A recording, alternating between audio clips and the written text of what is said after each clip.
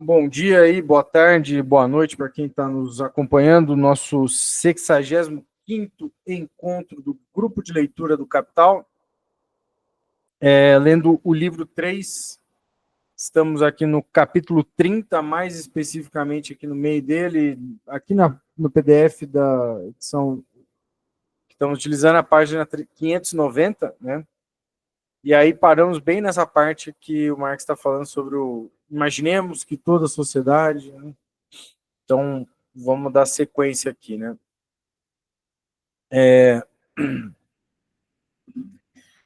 Imaginemos que toda a sociedade seja formada por capitalistas industriais e trabalhadores assalariados.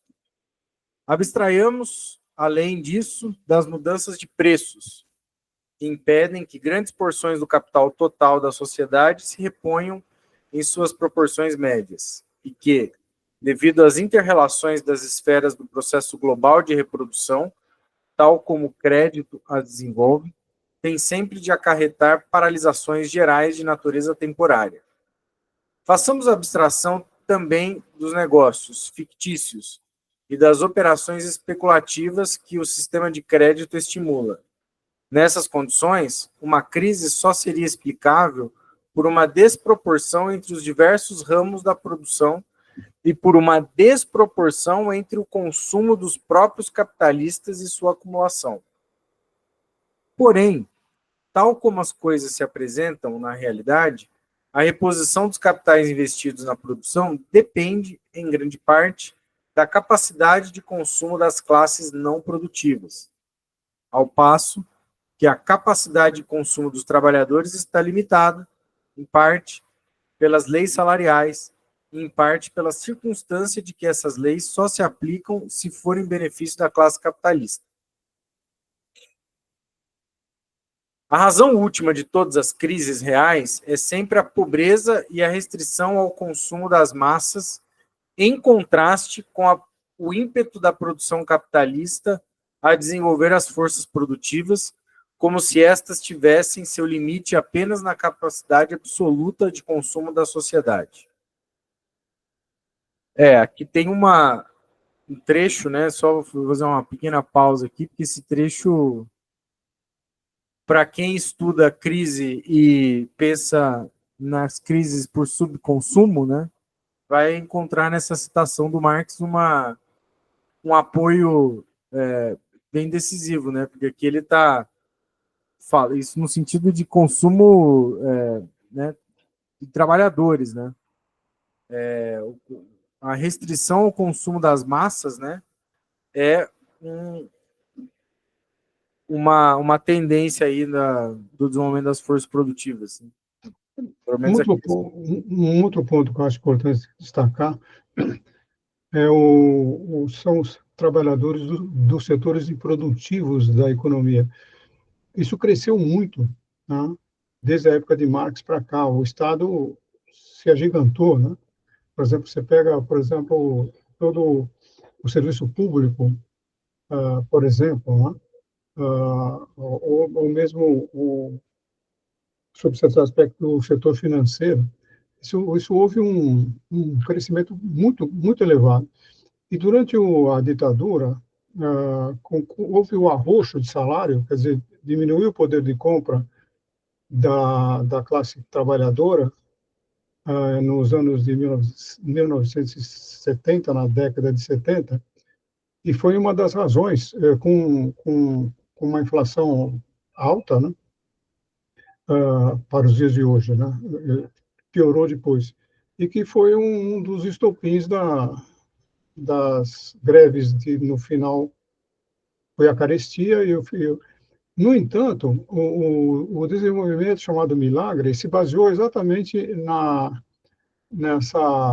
nesses funcionários, né, nesses trabalhadores do setor improdutivo e também numa outra característica que na época de Marx não havia, que é o aumento dos funcionários administrativos das indústrias, né? Todo o setor contábil, financeiro, comercial, que não está diretamente ligado na produção, houve um crescimento muito grande desse pessoal que se vê como um anteparo em relação à classe trabalhadora, realmente que trabalhava na fábrica mesmo, né? Então, eles puderam ter um certo êxito aí na década de 70, com crescimentos extraordinários voltados para bens de consumo da classe média, chamada classe média, né? Que é um termo pouco vago aí, mas eu estou tentando classificar, né? É isso que eu queria dizer.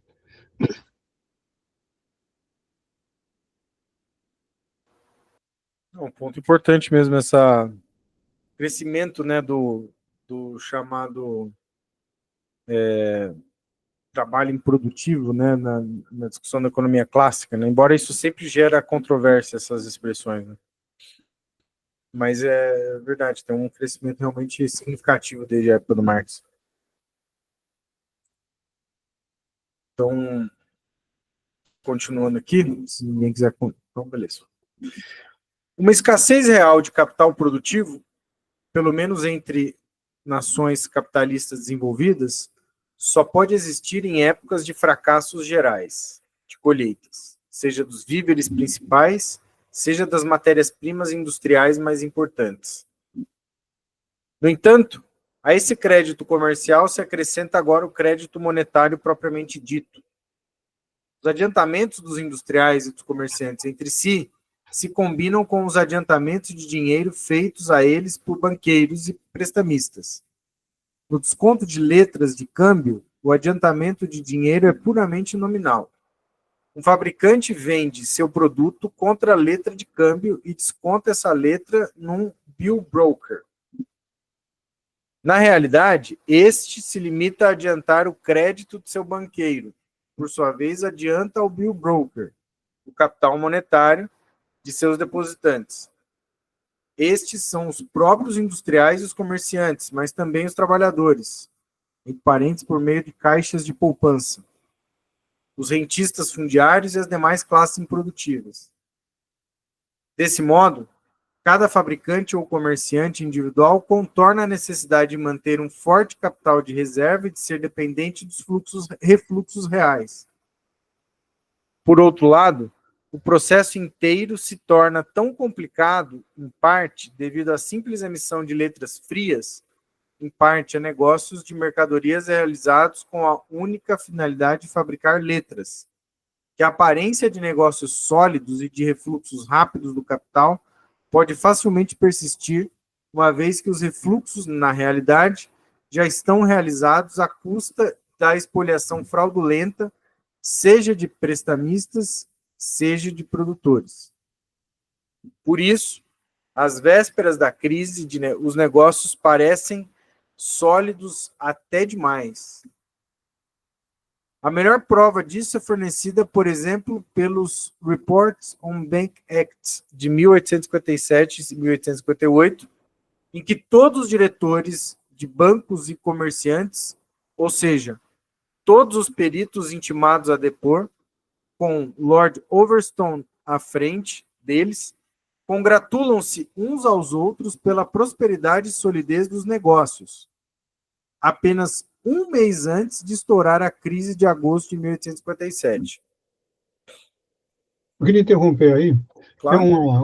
Tem uma novidade aqui no Brasil, do Open Finance, que agora, quando você emite uma duplicata, você pode registrar essa duplicata lá no Banco Central e ligado a uma nota fiscal. Isso dá credibilidade à duplicata.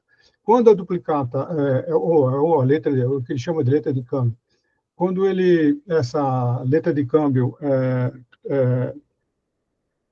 muda, o tomador muda, né? Quer dizer, existe um registro na própria duplicata que essa duplicata já foi, de alguma forma, transferida, né? Então, isso vai dar credibilidade ao sistema para evitar duplicatas frias, né? Ou seja, proveniente de notas fiscais frias. Então, isso é uma novidade bastante atual aí do Banco Central. Ô, Fernando, o que seria notas frias? Desculpa pela O que é ignorância. duplicata? Não, o que é notas frias? Hã? Frias. A nota fria é quando você simula uma venda que não houve.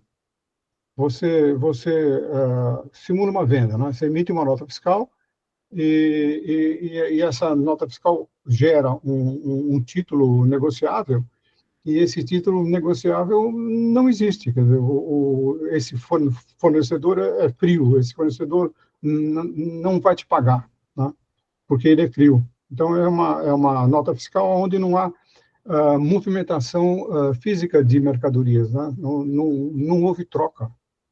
Então, o centro simula uma venda, que ele fala aí das fraudes, espoliação, Ah, sim. Entendi, entendi. é uma nota Ele Beleza. fiscal falsa. simula justamente para fazer esse empréstimo em cima, né? Esse desconto. É uma forma de fraude, né? É, isso, quando eu comecei a trabalhar numa consultoria, trabalhava muito, pegava muito clientes dessas que estavam bastante endividados com essas factorings, né? Isso era bastante comum. E daí tem essa questão do Open Banking, facilitou, acho que foi o último passo aí, mas os fiscos já estavam em cima disso aí há bastante tempo, né? Então, já nos últimos 10, 15 anos, isso melhorou muito ainda, mas sempre se é muito criativo, né, para dar um golpe. Imagina isso há 100 anos atrás, com o sistema de controle que havia. Pô, eu não tinha forma de controlar isso aí, porque nós estamos falando de uma Na mão. tecnologia da nota fiscal eletrônica que tem aí 10 anos, 12 anos, 15 anos. Antes era tudo, nessa época, tudo feito à mão, né? Aí é mais fácil de fraudar, né? Agora com a nota fiscal eletrônica, acho que fazer esse tipo de procedimento é mais difícil, talvez, né? Não sei. Que já está lá, né? Enfim, no sistema, mas enfim, essa criatividade contábil para burlar e conseguir uma troca desigual, né? Eu acho que isso o capital vai desenvolvendo sempre várias formas, né? Bom, vamos seguir aqui então, né?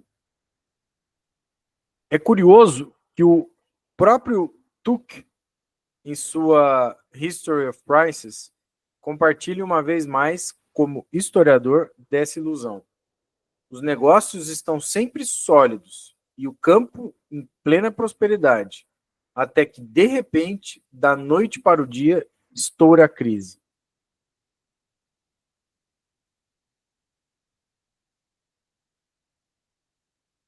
Aí tem 3 pontinhos aqui do Marx, né? Então, não sei se alguém quer fazer algum comentário até esse momento, senão seguimos aqui.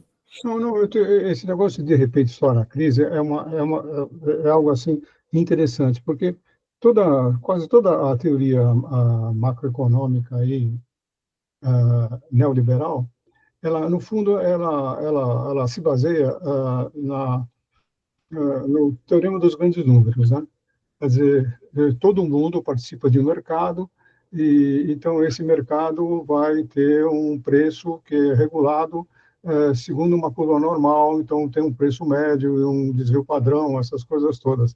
Então parece que tudo é contínuo, parece que nós estamos falando de algo contínuo. E aí ele está falando da descontinuidade. De repente acontece alguma coisa. Então é um fenômeno que se tivesse uma distribuição normal, estava nas caudas da distribuição normal, tá? Então, porque de repente escola a crise. Então, esse conceito especialmente essa teoria das expectativas racionais, ela se baseia numa curva normal, não é? E aqui ele aponta a anormalidade, tá? A normalidade com um elemento extra ali, desculpa, Caio, não sei se você ia falar, mas às vésperas de estourar a crise, parece que está na euforia máxima, né? Agora, o que é esse às vésperas? Eu acho que até o Marx fala sobre isso. No caso, ele comenta o caso desses Reports on Bank Acts, que devem ser tipo publicações que hoje, por exemplo, o Banco Central emite, né, desse boletim Focus, deve ser alguma coisa do tipo, né? E esses diretores aí de bancos e comerciantes falando sobre a prosperidade e a solidez dos negócios um mês antes de estourar a crise, né? Claro que isso pode ser um mês antes, pode ser alguns anos antes, né? Eu me recordo que em 2003, o Robert Lucas, foi o Robert Lucas, isso, ele escreveu um artigo na American Economic Association, foi na verdade uma palestra que ele deu que transformou em artigo, que era justamente falando como que a macroeconomia havia descoberto como regular as crises, se antecipar e evitar que elas ocorressem. Aí deu alguns aninhos depois, ali em 2007, 2008, aconteceu uma crise, né, do nada, né, aparentemente do nada. Então, o Marx estava, além dessa coisa, né, que o Fernando estava chamando a atenção, dessa descontinuidade, mas parece ter um ponto a mais, né? A crise, talvez, uma suspeita dela era justamente quando parece que as coisas estão tudo maravilhosamente fluindo bem, né? Parece que tudo não vai ter problema algum, tudo está seguindo e aí pá, né? Talvez esse é um sintoma aí de crise, né? De pré-crise que acho que o Marx está tentando tatear, né? Fiquei pensando nisso. Ou seja, um acontecimento minimamente provável está acontecendo com mais frequência, que é uma contradição em si, né? Quer dizer, o acontecimento menos provável acontece, né? Ou seja, ninguém dá bola para ele, né? Ninguém dá muita bola porque ele é menos provável. E ocorre, né? Nas caudas, né? Ok. Eu fico imaginando... Pode falar, Caio, desculpa. Não, isso é uma questão até da própria da matemática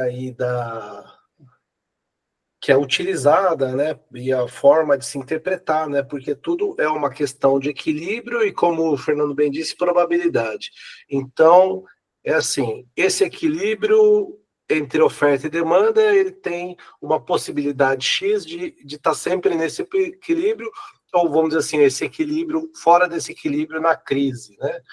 Então, é uma matemática estática, que a interpretação econômica do Marx, né, eu diria que o grande mérito dos heterodoxos, pelo menos os bons, né, é justamente ter essa visão de questão dinâmica, né?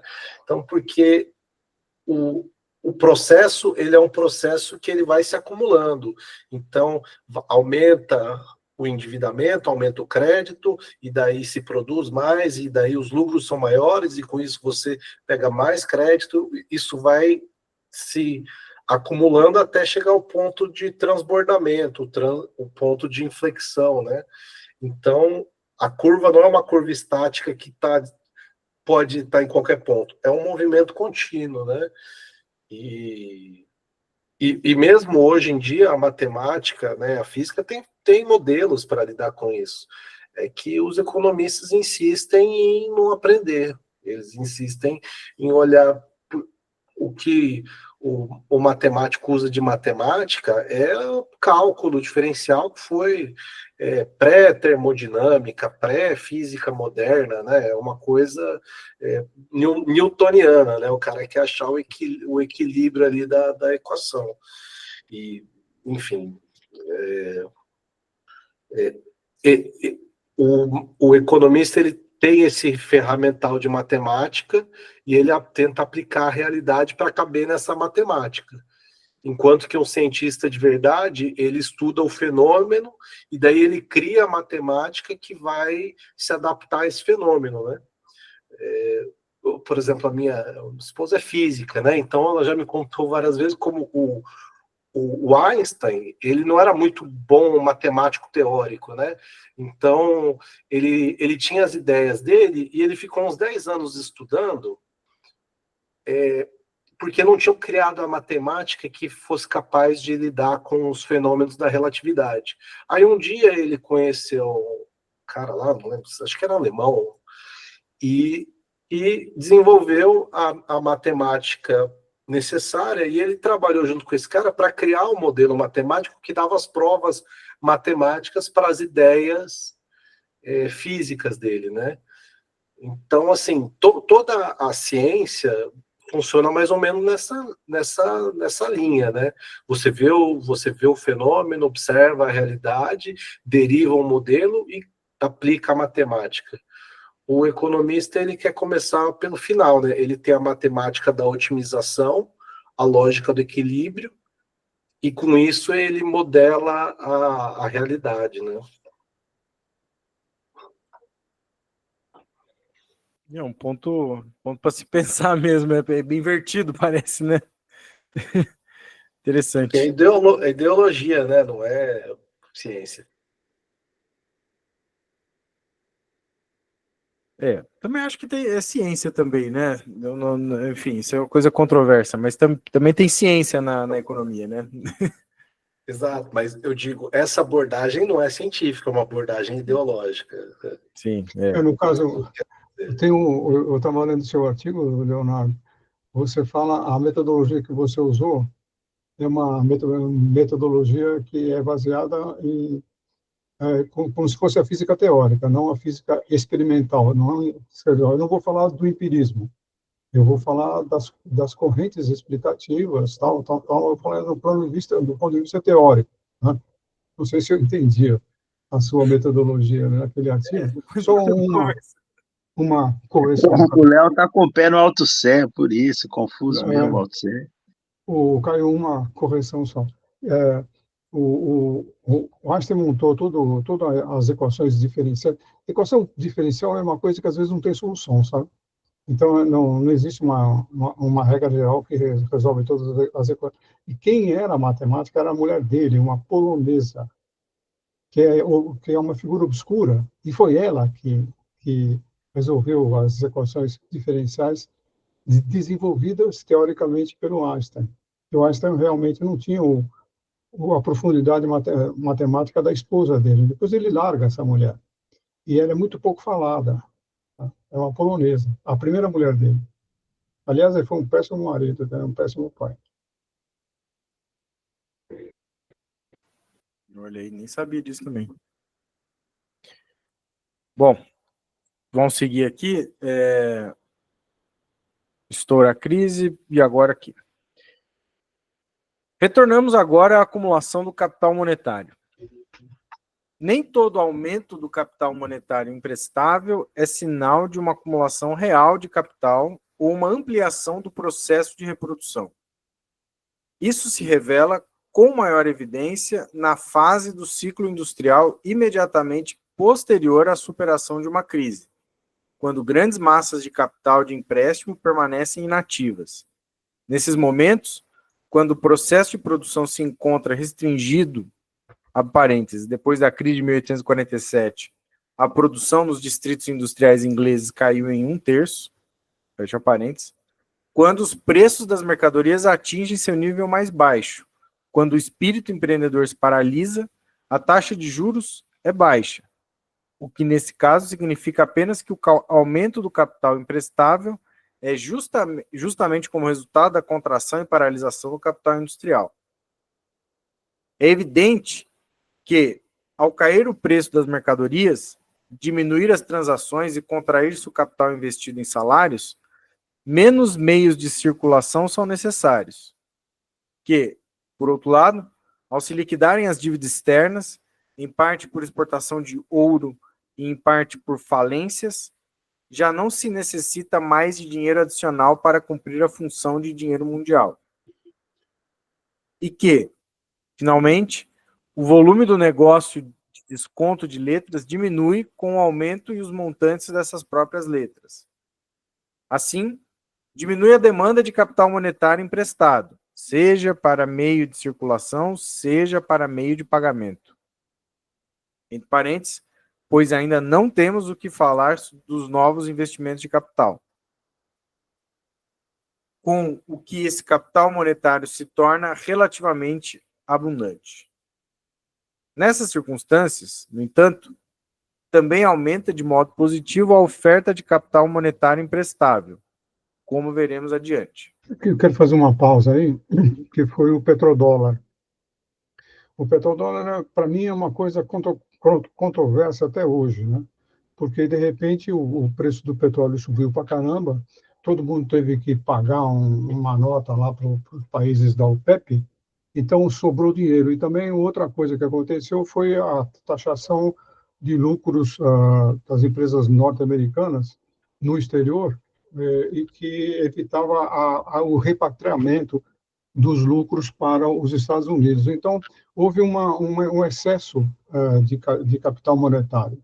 E aí houve o endividamento dos países subdesenvolvidos. Quer dizer, o Delfim Neto falou assim, pô, eu estava com um juro baixíssimo, você queria que eu não fosse pegar esse dinheiro para promover o país, não sei o quê. Então, houve uma queda da taxa de juros, e houve um empréstimo para os países subdesenvolvidos, e depois veio o Paul Volcker e subiu a taxa de juros, e aí quebrou todo mundo, né? Então, nessa época do petrodólar, houve exatamente um excedente de capital monetário, e com uma queda da taxa de lucro, e quem foi de juros, e quem foi absorver esse excedente monetário foram as dívidas públicas dos países, principalmente da América Latina, e aí houve o debacle com o Paul Volcker.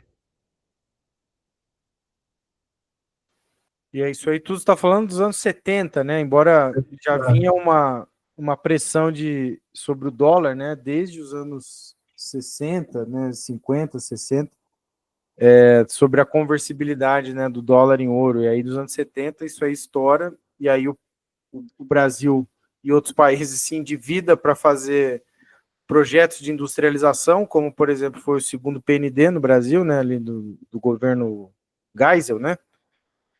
Eu acho que no Médici ainda pega alguma coisa, já começa alguma coisa disso. E aí o Brasil vai se endividar, essa dívida que era baixa vai, na verdade, se tornar bem mais elevada. Talvez é isso aqui que o Marx está falando mesmo, né? Acho que seria um exemplo histórico de uma situação do tipo, né? É bem interessante, faz sentido. Eu não tinha pensado nisso, mas faz sentido. Até deixei grifado aqui o trecho, né, que eu acho que é onde ele fala bem esse ponto, né? Então,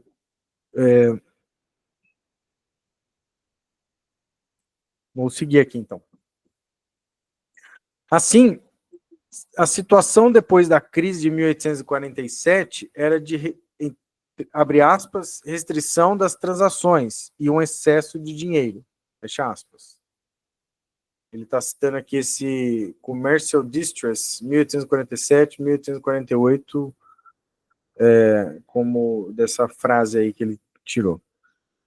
Volta para o Marx. A taxa de juros era muito baixa por causa da, abre aspas, destruição quase completa do comércio e da ausência quase total da possibilidade de investir dinheiro. Fecha aspas. É uma citação do mesmo documento lá. É um depoimento desse diretor do Royal Bank de Liverpool, né, Hodgson. Continua o Marx aqui agora. A seguinte passagem oferece uma amostra dos absurdos que chegam a esses senhores. A parênteses, e Hodgson ainda é um dos melhores. Fecha parênteses. Ao explicar isso, 2 pontos. Abre aspas, os apuros, isso 1847, né? Surgiram de uma diminuição real do capital monetário dentro do país, causada em parte pela necessidade de pagar em ouro as importações de todas as regiões do mundo, e em parte pela transformação do capital de circulação em capital fixo. Fecha aspas. Aí o Marx diz: não é fácil compreender como a transformação de capital de circulação em capital fixo pode diminuir o capital monetário dentro do país, uma vez que, por exemplo, no caso das ferrovias, que à época eram as empresas em que se investia mais capital, não se usa ouro nem papel na construção de viadutos ou instalação de trilhos. E o dinheiro para as ações ferroviárias, na medida em que era depositado simplesmente em pagamento, funcionava como qualquer outro dinheiro depositado nos bancos, inclusive aumentava momentaneamente, como já mostramos, o capital monetário emprestável. Na medida em que era desembolsado realmente em obras, circulava pelo país como meio de compra e de pagamento. O capital monetário só poderia ser afetado na medida em que o capital fixo não fosse um artigo exportável. Isto é, na medida em que, com a impossibilidade de exportação, desaparecesse também o capital disponível, reunido mediante os retornos por artigos exportados. E, portanto, os retornos em espécie ou em lingotes. Também os artigos ingleses de exportação estavam estocados em massa como os artigos invendáveis nos mercados estrangeiros. Para os comerciantes e os fabricantes de Manchester, etc., que haviam imobilizado uma parte de seu capital operacional normal em ações ferroviárias e logo dependiam do capital de empréstimo para operar seus negócios, seu capital circulante, né, que ele chama floating capital, na verdade seria isso, né? Convertera-se em capital fixo e, portanto, tinham de arcar com as consequências. O mesmo teria ocorrido se o capital pertencente a seu negócio, porém retirado deste último, fosse investido não em ferrovias, mas, por exemplo, em minas, cujo produto, por sua vez, é capital em circulação, né? Ferro, carvão, cobre, etc. A redução real do capital monetário disponível em consequência de colheitas malogradas, importações de cereais e exportações de ouro, consistia naturalmente em um evento sem qualquer relação com a fraude ferroviária. Abre aspas. Vai citar aqui o mesmo documento lá. Quase todas as casas comerciais tinham começado a restringir em maior ou menor proporção seus negócios para investir em ferrovias. Fecha aspas. Abre aspas mais à frente aqui. Os adiantamentos tão extensos concedidos às ferrovias pelas casas comerciais moveram as primeiras a apoiar-se demasiadamente nos bancos, por meio dos descontos de letras, para assim continuar operando suas operações comerciais. Fecha aspas. Ainda é uma citação desse Hodgson aí que o Marx está falando. Continua mais à frente. Em Manchester, houve perdas imensas pela especulação em ferrovias. Fecha aspas. É um tal de Gardner, já citado no livro 1, capítulo 13, item 3, subitem C, em outras partes dessa obra. Uma das principais causas da crise de 1847 foi a gigantesca saturação dos mercados e a fraude ilimitada no comércio de mercadorias com as Índias Orientais. Mas outras circunstâncias também contribuíram para levar à falência estabelecimentos muito ricos que se dedicavam a esses negócios. Só uma pausa aqui, porque nessa parte anterior, né, ele está falando como, se eu entendi corretamente, se na situação de crise, esse capital em circulação se converte em capital fixo, né? Quer dizer, então, que é um capital que não está fluindo, então ele está ficando parado, mesmo que seja, na verdade, capital mercadoria, né? É mais ou menos isso que está sendo dito. Acho que a comparação seria um pouco essa, né? Porque o capital fixo não circula, né? Então, se a crise estoura, né? Tô entendendo assim, não sei se vocês entenderam dessa maneira ou estão em uma outra percepção sobre esse ponto aqui. Você tem uma regra que diz assim: nunca use o capital de giro para comprar ativos imobilizados. Estou falando numa outra linguagem. Você tem o capital circulante, né, capital de giro, ele serve para você tocar, comprar matéria-prima, fazer manutenção, tal, e tocar o seu negócio. A outra coisa é o capital fixo, é compra de máquinas, etc. Então, se você pega esse capital flutuante e usa para capital fixo, você diminui a sua capacidade de tocar o negócio, os negócios correntes, né? Aí ele parece que no texto ele vai falar que converteram-se em capital fixo porque eles usaram o capital flutuante para comprar ações das ferrovias. Aí é isso que eu entendi. E teve uma grande fraude nas ferrovias, e mesmo porque a ferrovia não é uma coisa que te dá um retorno imediato, né? Te dá um retorno a médio prazo, médio e longo prazo. Então, eles ficaram sem capital de giro. A impressão que eu tenho foi essa, que eu tive foi essa. Não sei se vocês concordam.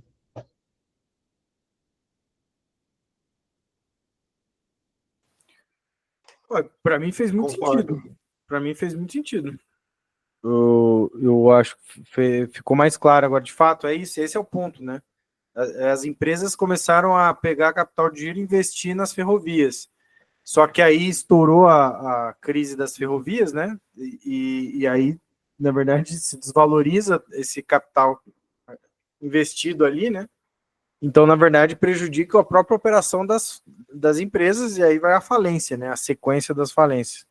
Não, agora ficou mais claro para mim a que se refere. Em geral, o capital fixo, ele é resultante de empréstimos bancários específicos, né? Ou de chamada de capital entre os acionistas, né? Mas nunca você pode pegar o capital de giro, senão você não toca a empresa, né? Sim, sem dúvida. Então, continuando aqui, né? Marx falou das causas da crise de 1847, saturação do mercado e a fraude limitada no comércio com as Índias Orientais, e aí tem uma citação aqui, né? Abre aspas. Dispunham de abundantes recursos, mas não havia meio de pô-los em circulação. Todo seu capital estava imobilizado em propriedades territoriais nas Ilhas Maurício, ou em fábricas de índigo e açúcar. Quando, então, contraíram obrigações até a soma de 500 mil libras esterlinas, ou 600 mil, eles dispunham de recursos líquidos para pagar suas letras, até que, por último, demonstrou-se que, para pagá-las, deviam se basear inteiramente em seu crédito. Uma citação aqui desse grande comerciante das Índias Orientais de Liverpool, é o Turner, né? Não sei o que é esse CH. Parece ter um problema de liquidez aí, né? Porque está imobilizado aqui em fábricas e propriedades territoriais em outros lugares, né, ainda. Problema de liquidez mesmo.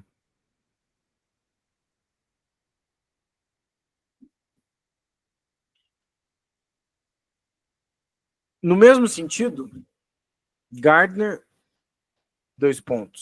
abre aspas.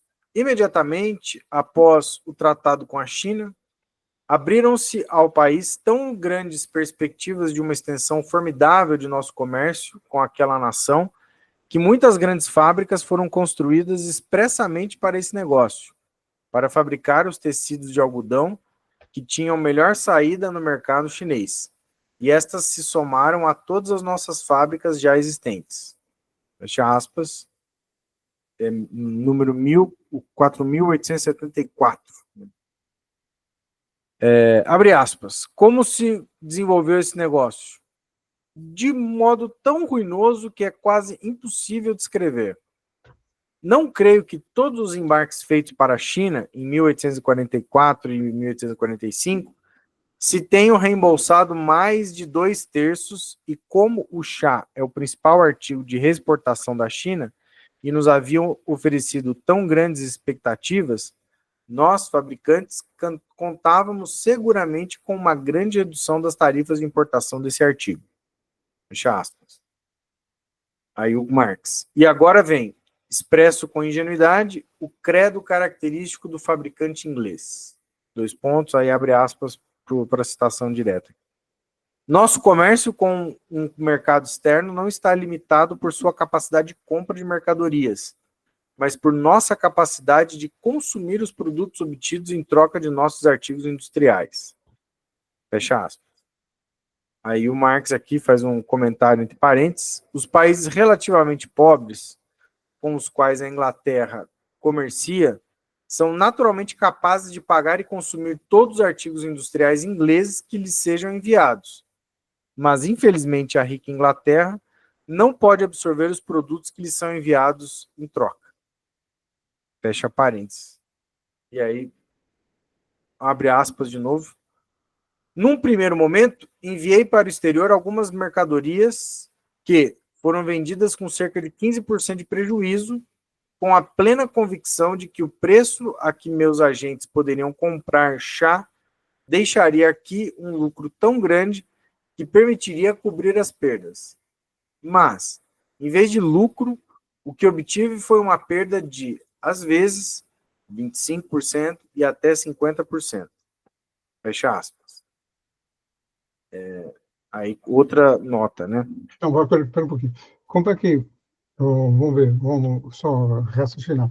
Como é que a Inglaterra resolveria esse problema? Tem uma capacidade industrial, uma sobrecapacidade industrial, e os países que iam consumir não tinham condições de exportar, mas aquilo que eles iam exportar, correspondente àquilo que eles importavam, não encontrava mercado na Inglaterra. Historicamente, como é que isso foi resolvido?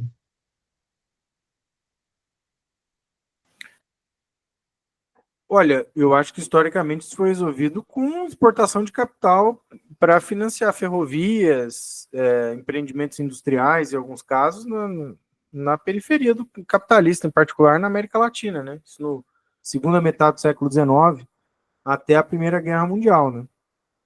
Acho que tem a ver com isso. Uma exportação. Sim. Agora, já no século XX, houve a exportação de unidades fabris para o mundo subdesenvolvido. Quer dizer, você começou a exportar, em vez de você exportar carro, vamos abrir uma fábrica, uma montadora de automóveis no país, em determinados países, né? Quer dizer, não dava para você produzir no próprio Estados Unidos e exportar, que o país não tinha condições de pagar. Então, era melhor fazer a montagem aqui, né?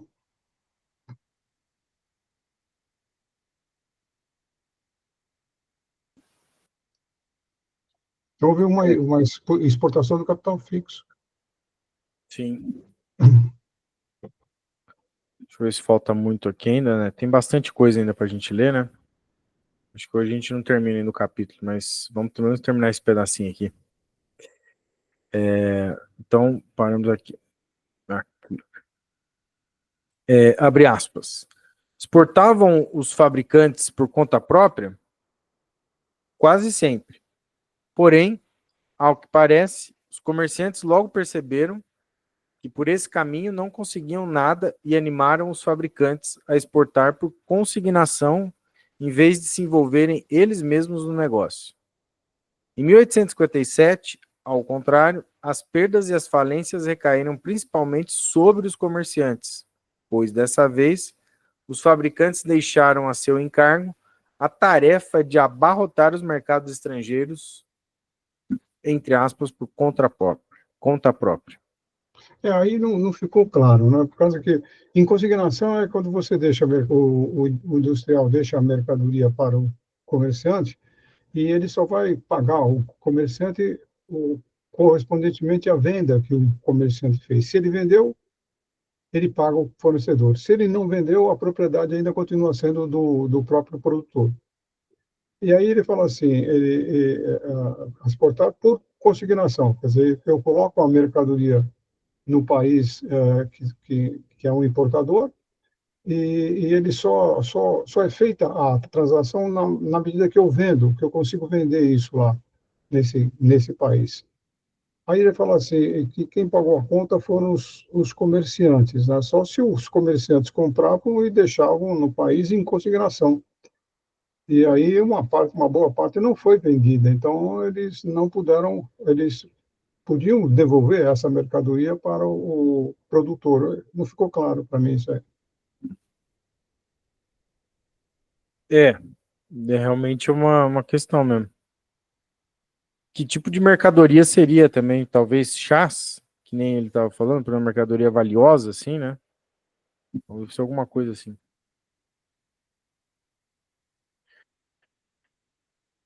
Bom, paramos aqui nesses 3 pontinhos e acho que, como já estamos aí próximo do nosso horário, né? Depois para parar no meio aí fica ruim. Talvez a gente poderia parar aqui e conversar alguma coisa ainda sobre nossa leitura. Se alguém quiser. Ó, o Arlen já levantou a mão. O Arlen. É só um comentário rápido, é que o início da parte que a gente... Esse capítulo todo está discutindo o ciclo econômico, né? E aí, da onde a gente começou, ali já é o período... Como, né, a gente viu nos capítulos anteriores, a crise, vamos dizer assim, ela fecha o ciclo econômico. Aí a gente já começou a leitura na imediata sequência da crise, não é? É um período onde os negócios estão paralisados, onde há uma abundante oferta de capital monetário, mas não tem aí, vamos dizer assim, dada a paralisia dos negócios, como esse capital monetário ser mobilizado, não é? Por isso as taxas de juros vão aparecer como baixas aí. Então, logo para frente vai vir um período de, vamos dizer assim, de início da prosperidade do ciclo econômico.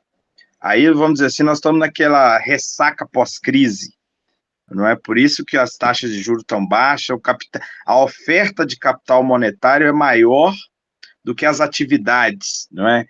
Por isso a taxa de juros se expressa de forma baixa, e como o Marx vai dizer. Então, eu acho que esse capítulo como um todo, ele é uma descrição do ciclo econômico, não é? Do auge, estagnação, prosperidade, crise, não é? Então o Marx está fazendo esse movimento aí. Uma outra coisa que vale a pena falar é que a China, ela está com, não sei se vocês ouviram isso, ela está com uma matriz produto-insumo, insumo-produto, nacional, atualizada a cada 15 segundos. Tá? Então, isso que acontece, uma sobrecapacidade, uma capacidade produtiva muito maior do que o mercado, essas crises todas, com um planejamento centralizado, que era a base do regime soviético, inclusive, só que com uma tecnologia que demorava 6 meses para fazer uma matriz lá na URSS. Né? Então, era muito defasado. Né?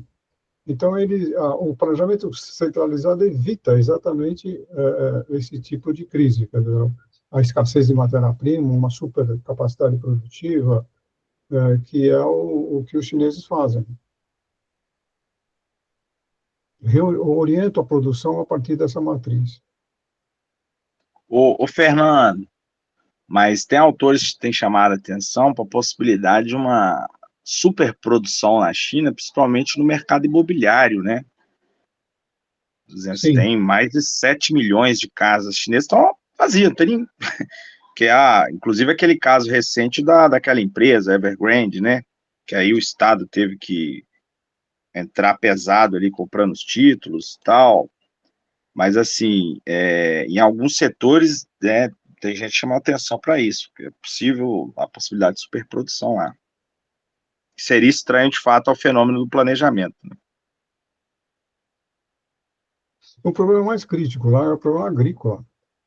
E o problema agrícola, ele tem por isso que a China tem 8 meses de estoque de produtos alimentícios, né, básicos de estoque. Se fechar se o comércio se paralisar completamente, ela vive durante 8 meses.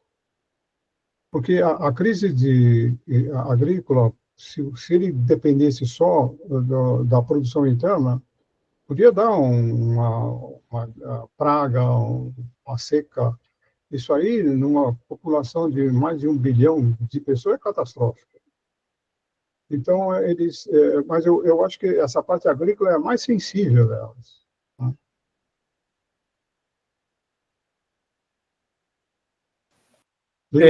Nesse texto ele cita isso, o problema da... Um problema de superprodução de capital vai estar sempre numa economia capitalista, né? Sempre presente aí. Mas talvez a grande diferença seja justamente os instrumentos que hoje a China dispõe, a economia chinesa, porque ela funciona da maneira como funciona, de antever, planejar e agir frente a essas desproporções, né, entre os ramos da produção. Isso me parece que nenhuma economia capitalista conseguiu.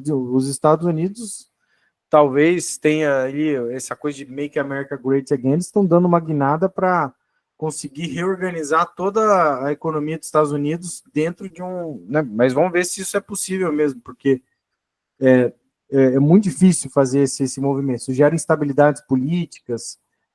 Então, assim, a China tem essa capacidade de manejar, né, de enfrentar a crise, que eu acho que talvez é algo distinto do que outras economias têm. Então, mas isso não quer dizer que não tenha crises para produção, não tem, acho que sem dúvida, inclusive queda da taxa de lucro, já tem algumas pessoas aí calculando na China até ali 2012, 2013. Teve um cara em particular que eu estava lendo esses tempos, professor em Utah, Mink Lee, o nome dele, é um chinês trabalhando em Utah. Inclusive até a nova Rota da Seda parece que tem a ver com isso, né, no sentido de reverter a queda da taxa de lucro, barateando elementos do capital constante, né? Mas é numa escala de planejamento e planificação mesmo, que isso é meio inédito, né? Isso não sei se tem, em termos de experiência histórica disso, né? Sei lá, talvez os faraós lá tinham alguma coisa dessa ordem, né? Mas é muito complexo, acho que isso realmente é inédito. Mas o Arlen levantou a mão de novo? Não. Eu ia fazer um comentário bem rápido, que no nosso último encontro a gente teve um debate sobre a superprodução, né, as medidas do Trump, aí o Astarita soltou uma nota, eu até mandei para o Léo, discutindo justamente o que a gente estava discutindo aqui. Chegou a conclusões muito próximas da gente, né? Talvez a única diferença ali no texto é que ele fala que já estamos num processo de superprodução e que as medidas do Trump elas só tendem a agravar a superprodução. Não são elas que, por exemplo, vão gerar superprodução. A gente já está num contexto de superprodução. E uma nota muito interessante, não sei se o Léo conseguiu terminar de ler, mas basicamente ia de encontro aí às nossas discussões aí no último encontro. Não consegui ler, desculpa, mas eu vou ler ela sim. Depois até vou mandar lá no grupo do GT para todo mundo dar uma olhada. O Astarita costuma ter umas ideias interessantes.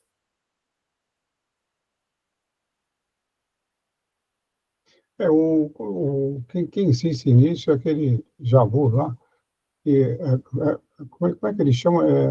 Projetamento, né? Projetamento do Inácio Rangel, né?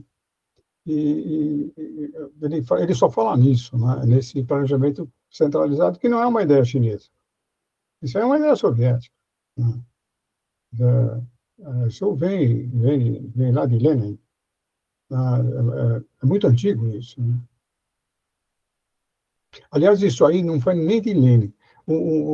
A primeira vez que aconteceu isso foi na Alemanha, durante a Primeira Guerra Mundial, com uma economia de guerra. A economia de guerra exige a centralização da produção. Exige, é uma exigência. Uma intervenção direta no Estado em todas as indústrias que aconteceu na Alemanha na Guerra 14-18.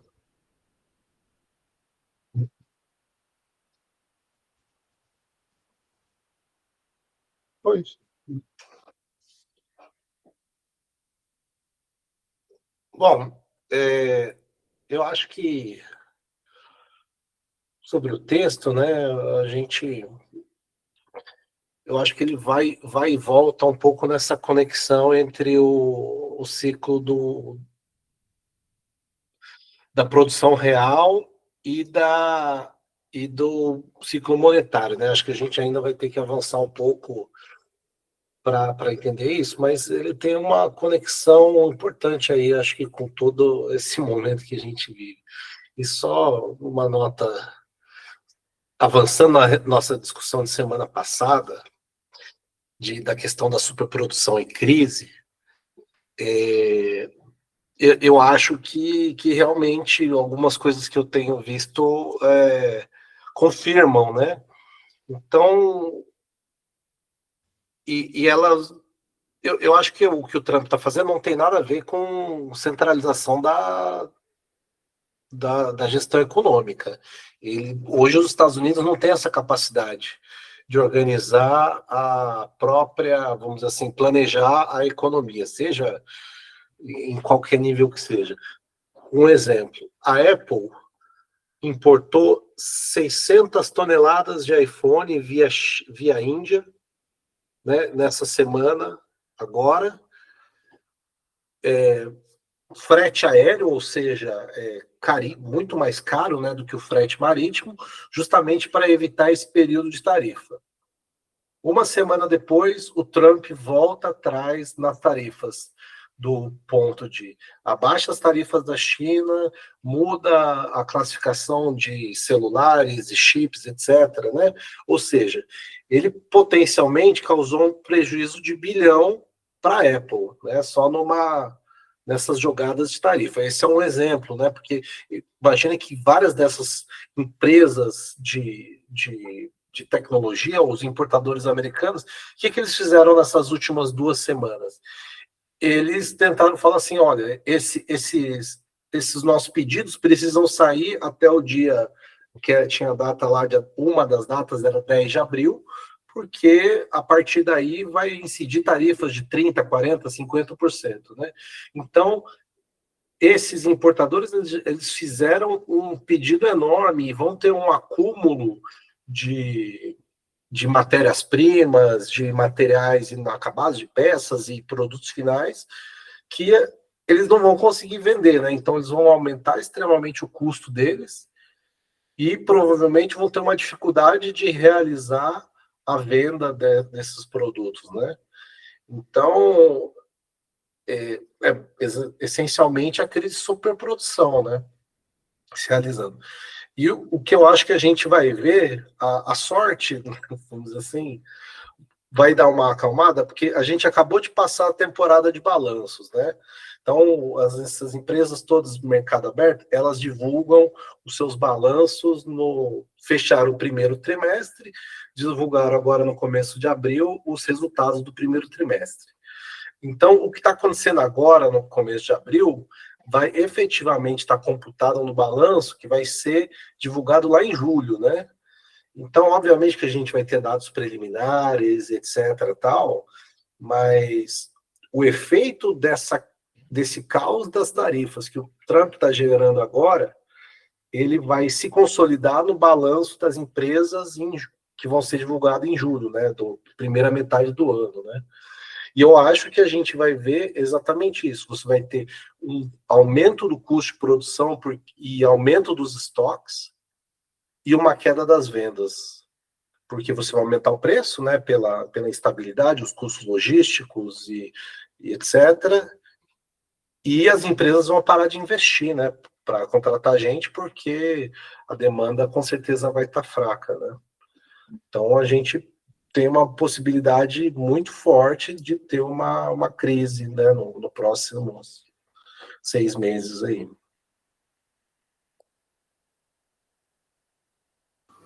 É bem interessante esse ponto, acho que faz sentido, realmente faz bastante sentido, né? Ainda mais que agora o Trump já está voltando atrás. Isso que eu acho que é o grande problema, né? Porque ao contrário do que a China faz, que é a previsibilidade máxima, né? Todo mundo meio que sabe o que os chineses vão fazer. O Trump é meio essa coisa roleta russa, né? Ele ninguém sabe o que ele pode fazer, né?